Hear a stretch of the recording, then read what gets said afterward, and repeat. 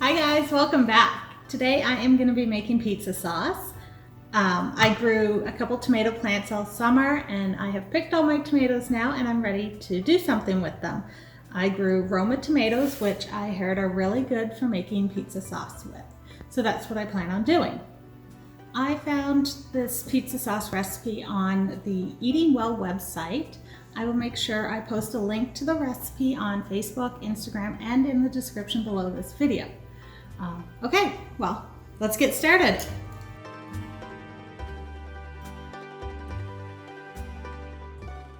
To get these tomatoes ready to cook down, I have a pot of water boiling. I'm going to turn it off once it starts to boil, and then we are going to soak the tomatoes in it for about 30 seconds to a minute, just long enough to soften them up so that we can peel the skins off them. Before we put our tomatoes into our pot of boiling water, we're going to put a little X in the bottom of each tomato so that when we take it out of the water, it'll be easier to peel from that X. So let's get that done and get them into the water. Now that we have cut the little X's into each of our tomatoes, into the bottom, we're just going to put them in the water and let them soak for a few minutes. Okay, not really a few minutes, like 30 seconds to maybe a minute or two. We just want them soft enough that we can peel them.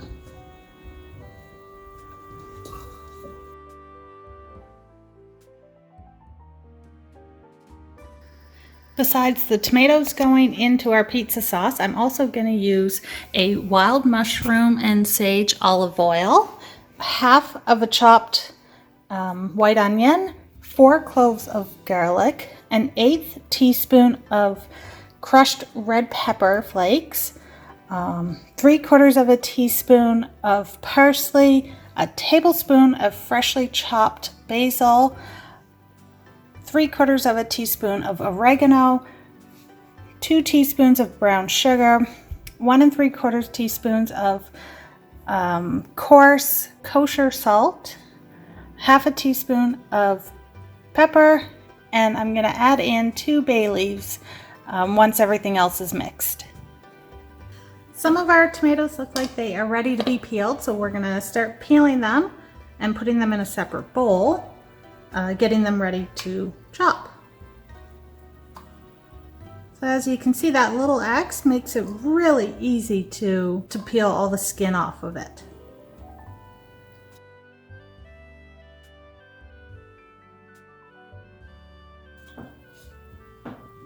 All right, tomatoes are all peeled.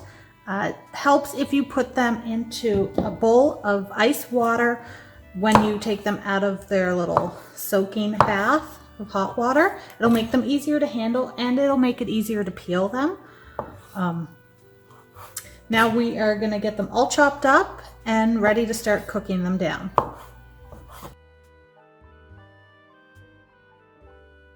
We are going to start with our oil.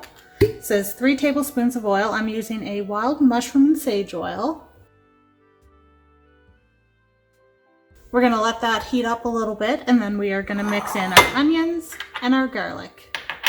Our oil looks like it's nicely heated, so we're going to add our onions and our garlic.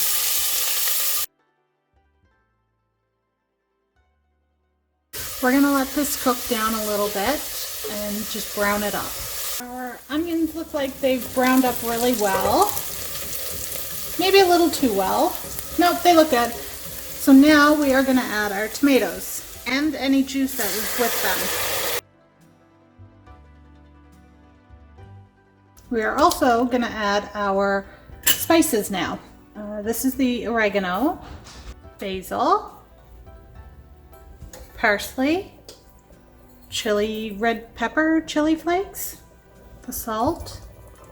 I don't think I'm going to add all of the salt. Maybe about half, and pepper.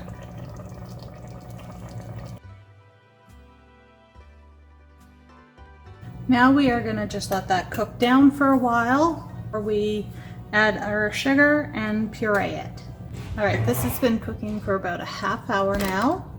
It's got a good consistency. If you like your pizza sauce a little more chunky, then you don't have to puree it. Just add a little bit of sugar, a little bit more salt if you want, and your tomato paste, 2 tablespoons of tomato paste, and cook it down a little bit more. We like ours a little bit more smooth, so we're gonna put it in the blender. Don't forget to add your 2 tablespoons of tomato paste. You can add more if you'd like, which I did eventually. I added another 2 or 3 tablespoons. Now that I've pureed it, it's a really nice smooth texture. I'm going to add some more salt, the rest of my salt, and I'm going to add the 2 teaspoons of brown sugar. And as we cook it down, I'm going to add 1 bay leaf into it as well. I thought you were talking to me. I said, mm-hmm. And it's still recording.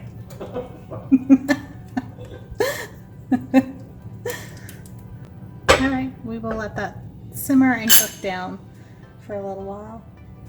I have been letting my pizza sauce cook for probably 2 or 3 hours on simmer, and I just mix it occasionally. It's cooked down a lot, and now it's at a nice thick consistency.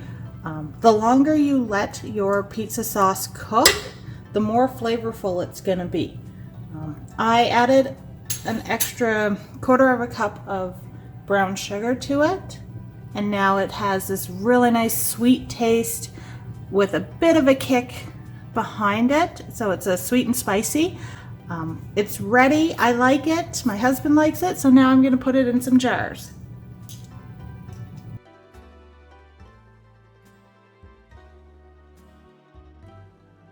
There's some air bubbles in it, so I'm just going to use a long toothpick to get those air bubbles out, and then I'm going to give it a tap and put the lid on.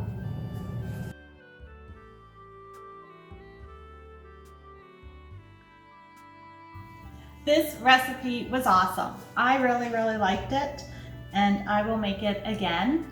It only made about 3 jars of pizza sauce, which is totally fine because it'll probably make, I don't know, 2 to 4 pizzas between about 10 or 12 inch. I love making homemade pizza sauce because we make homemade pizza a lot on our pizza stone. I know this recipe, it took a really long time to make.